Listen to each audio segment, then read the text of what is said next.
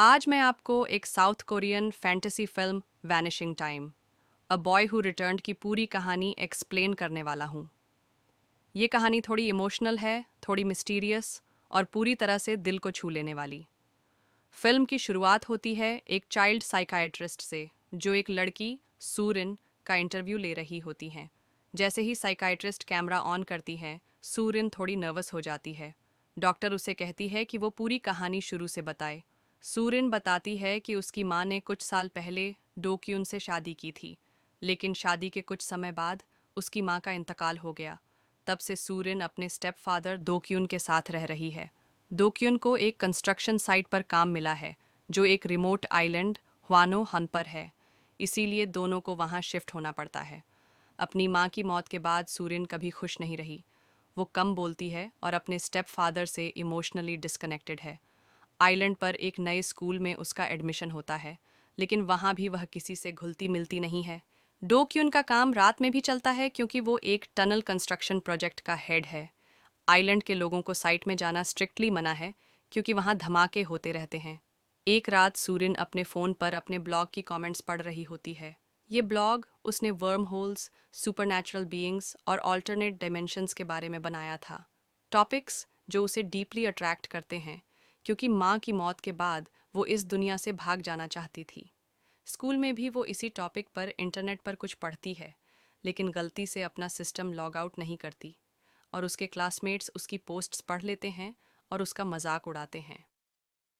घर लौटते वक्त सूरिन की मुलाकात होती है संगमिन से, जो एक ऑर्फन है। संगमिन उससे दोस्ती करना चाहता है, लेकिन सूरिन उसे इग्नोर करती है। अगले दिन लंच ब्रेक के दौरान सूरिन देखती है कि सुंगमिन और उसके दोस्त उसी के ब्लॉग के बारे में बात कर रहे हैं। सुंगमिन कहता है कि उसने एक दूसरी डिमेंशन में एंट्री ली है। धीरे धीरे सूरिन और संगमिन में दोस्ती हो जाती है, क्योंकि दोनों को हाई-फाई, टाइम और स्पेस से जुड़ी चीज़ों में इंटरेस्ट होता है। सूरिन एक सीक्रेट अल्फ़ाबेट बनाती है, जिससे वो और संगमिन आपस में सीक्रेट नोट्स लिखते हैं, एक तरह का देयर ओन कोडेड लैंग्वेज। हर दिन वो गोस्ट हंटिंग एक्सपेडिशंस पर जाते हैं। एक दिन संगमिन उसे जंगल में एक पुराना वुडन हाउस दिखाता है। वहाँ वो वैक्स ब्लॉक्स पर कार्विंग्स करते हैं और बहुत बातें करते हैं। सूरिन उसे पहली बार किस करती है। संगमिन थोड़ा शाय हो जाता है। कुछ दिन बाद सूरिन देखती है कि संगमिन और उसके 3 दोस्त कंस्ट्रक्शन साइट में जा रहे हैं। सूरिन भी उनके साथ चल देती है। जंगल से होते हुए वो लोग साइट तक पहुंचते हैं। एक बच्चा डर कर वापस भाग जाता है। बाकी 4 एक क्लिफ के पीछे छिपकर धमाके का इंतजार करते हैं, लेकिन कुछ नहीं होता। फिर उन्हें एक छोटा सा केव दिखता है। वो अंदर जाते हैं और एक ग्लोविंग सब्सटेंस देखते हैं, जो पानी के नीचे चमक रहा होता है। सूरिन सोचती है ये कोई मीटेरॉइड है। संगमिन उस ग्लोविंग चीज़ को पानी से निकालता है। बाहर लाने पर वो एग जैसा दिखता है और उसकी रोशनी चली जाती है। एक लड़का कहता है, ये टाइम गॉब्लिन का अंडा हो सकता है। उसके दादा ने बताया था कि फुल मून वाली रात एक केव खुलती है, जिसमें टाइम गॉब्लिन रहता है। जो अंदर जाएगा वो बड़ा होकर निकलेगा। सूरेन को अपना हेयर पिन याद आता है, जो शायद केव में गिर गया था। वो उसे ढूंढने अंदर जाती है। जैसे ही वो बाहर आती है, उसके सभी दोस्त गायब हो चुके होते हैं। वो रात भर जंगल में फंसी रहती है। अगली सुबह पुलिस उसे बेहोश हालत में ढूंढ लेती है। डिटेक्टिव आन इस केस की इन्वेस्टिगेशन शुरू करता है। सूरिन अपनी पूरी कहानी पुलिस को बताती है, ग्लोविंग एग, टाइम गॉब्लिन और डिसअपीयरिंग फ्रेंड्स, लेकिन कोई उस पर यकीन नहीं करता। कुछ दिन बाद एक लड़के की लाश मिलती है।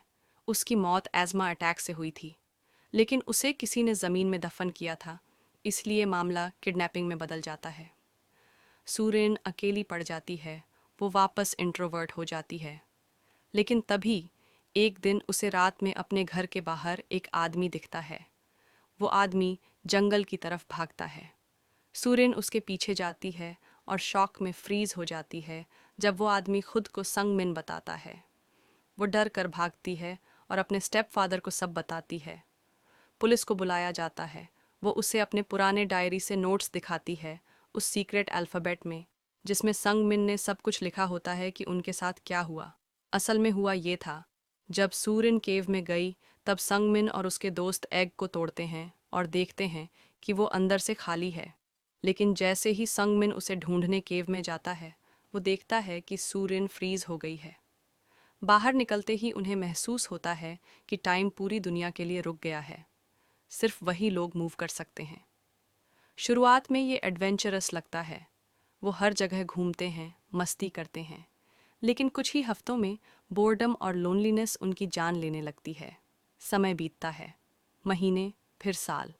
जीवुक की मौत हो जाती है, एज़मा की वजह से। उनका टाइम वहीं फ्रीज हो जाता है। 5 साल बाद संगमिन और तैशिक ग्रोन अप्स बन जाते हैं, लेकिन वर्ल्ड अब भी रुका हुआ है। संगमिन को लगता है कि शायद 20 की उम्र में टाइम रिज्यूम होगा, लेकिन ऐसा नहीं होता।